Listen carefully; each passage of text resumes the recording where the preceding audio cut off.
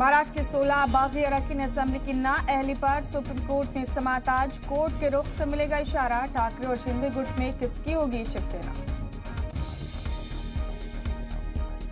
मथुरा में श्री कृष्ण जन्मभूमि और ईदगाह तनाज़ मामले में महेंद्र प्रताप सिंह की अर्जी पर समाअत आज। मुस्लिम फरीक के एतराज के बाद तय होगा केस चलाने लायक है या नहीं।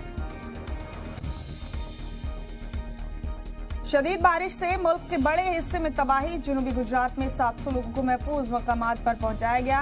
तेलंगाना, उत्तराखंड, राजस्थान समेत कई रियासतों में ऑरेंज अलर्ट। श्रीलंका के फरार सदर गोटबाया का कोई सुराग नहीं। पीएम की रिहाइशगाह पर भी एहतजाजियों का कब्जा। कहा आ गया तब्दीली का वक्त।